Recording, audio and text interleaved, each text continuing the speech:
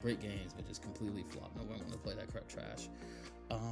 When that came out, the PS4 and the Xbox One, Xbox did some terrible things, but people already wanted people to choose between PS4 and Xbox. But Xbox did some terrible stuff, DRM stuff, including the Kinect in it. Even though the Kinect was a beast of a camera, but it was just like, why would you do that? Making a weaker console. It could even run games at 1080p. The new standard, basically, pretty much the new standard that was coming out was 900p, I believe, on most of the games at launch. And then the PS4 is just doing standard stuff, 1080p console, not doing anything impressive, standard memory, blah, blah, all this stuff. But it was $400 less than the Xbox, right? And then, but exclusive-wise, both of them had good exclusives. I'm not too sure what was on the PS4 that came out, because I know they did a lot of remasters. PS4, Sony loves those remasters. PlayStation loves doing those remasters and charging their players twice. But at the time, I think Xbox did it too, for sure. But yeah, they had games like Xbox One had games like Rise of the Rome, Forza, Dead Rising, I believe. I played a lot. I bought a lot of them and played a lot of them and liked a lot of them. Even though the medics and the critics and the people were complaining about it, I really liked those games. They're impressive. I played Rise of the Rome just the other day, and I was like, wow, these graphics are pretty nice. Now they're outdated, but not that bad. Like, if they did like an updated version of that, like, like not Xbox Series X, just an enhanced version of that, I would really appreciate that, because it's a fun game. If they made it number 2, I would like it even more. I'm a real big fan of like the Greek times, the Roman times, anything like that. I'm a real big fan of that, so definitely make another one of those. But after that, for like 4 years, I believe 2013 to 2017, there was like nothing. You bought your Halo, you're happy. You buy your Gears, your new Gears, you're happy, but you're like, okay, you're done. Once you beat it and you played it for about a year, you were done. Like the new Call of Duty, you're like, hey, where's the next one at? Hence why when Titanfall came out, everybody was on Titanfall, and they realized, oh wait, I do actually care about a campaign. And then that was just trash game after that. Multiplayer was great, but if it's all multiplayer, it's just like, bro, come on. Even Call of Duty had like Spec Ops and things like that, or even Zombies. Halo had the campaign you can go through 100,000 times trying to find the skulls, or you can do Forge mode. Like, come on, you gotta bring something more than just multiplayer. This is insane. Anyways, not to get too off topic, PlayStation 4 started dropping heat.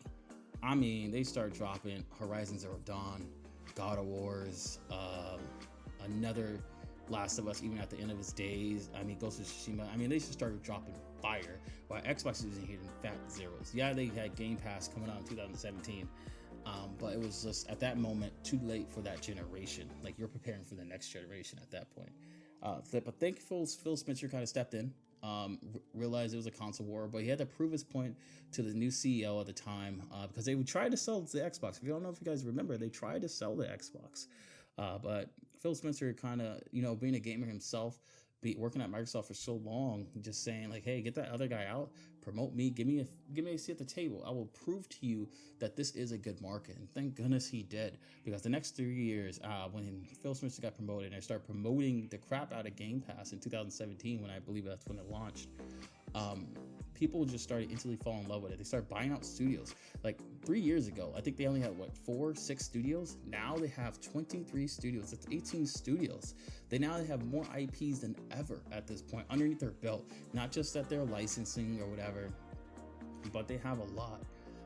And going back to Rare, they bought a lot of IPs from Rare. They just didn't have enough people that could make those games. Like Killer Instinct is still sitting on the back burner because they've been through 2 studios that weren't under Microsoft, so they just left the game in shambles. Like, it's a fun game, but it's just like no improvement, nothing's happening, and it kind of sucks. It just really kind of sucks. But anyways, Microsoft ends up buying Bethesda. $7.5 billion acquisition. Insane. All those IPs. We're talking about Doom. We're talking about Fallout. We're talking about Elder Scrolls. I mean, we're talking about so many great IPs. You can say they're trash now, whatever, but at one point they were great, right? And if at one point they were trash and are great, and now they're trash, they can be great again. Because people love that nostalgia factor. Because no matter how many Marios they're going to drop out on Nintendo is, they're going to just keep pumping them out over and over again. You're going to hate one, you're going to love the next. That's just how it is. In this console war, it's between PlayStation, Nintendo, I still believe, and Xbox, right? A lot of people want to discount Nintendo, saying that, you know what, it's a companion console, so they don't really compete. But Nintendo's dropped more exclusive content than, or more exclusive games than any one of these studios like PlayStation and Xbox, and they're dropping fire. People love their games. Nintendo is the most anti-consumer company out there, and people don't care because if they know Nintendo, they don't want Nintendo to go away. They want to keep supporting Nintendo because they keep bringing Pokemon Snaps. Like, you know, that Pokemon Snap 2, I'm definitely going to get that game. That thing is insane. I don't care how much they charge, I'm going to buy it. See, that's just what it is. Like, you know, you're going to buy these games. They're going to sell you 20-year-old games, no improvements, maybe just a little bit of improvements, no remakes for full price, $60 or whatever, and you're going to buy it happily, even though you got the N64 right there already set up because you have those nostalgia moments or whatever. Or even if you have a Nintendo Switch, or excuse me, a Nintendo Wii with all the old classic games on it, you don't care, you'll buy it again just to support them because it's Nintendo, right? But when it comes to Xbox and PlayStation, it's a whole different thing. Like, especially Xbox. Xbox can't do that. Xbox would get slapped if they try to do something like that. They would get crucified, right? If they try to do something like that. PlayStation can kind of get away with it sometimes, but they can't. But anyways, let's not get off topic. We're going to talk about how Xbox saved itself in the console war. Going to PC was the best thing that Xbox could have done. They had to basically talk to their Xbox fans and say, hey, this isn't that we're giving up on you guys on the Xbox. This is that we want to give you more options to play. Now, after they said it about a couple more years, then it started to make sense. Like, I play on my PC sometimes. I play on my Xbox sometimes. I play my Xbox games on my PC sometimes. I play my Xbox games on my phone now sometimes. And I love that option. Do I use it all the time? No, I'm primarily just a console person. Then I definitely dabble on the PC, of course. But it's like, I definitely love the options. I like the options that I get both the games. I don't have to buy the games twice. That is the best thing ever. Like, because a lot of people will do that. If you want the game on a console and a PC, you gotta buy it twice. That's just how it works. Now it doesn't anymore. They're changing the rules. Xbox is changing the rules. Like, they're being the trendsetters at that point, right? Everybody's gonna have to follow suit at some point.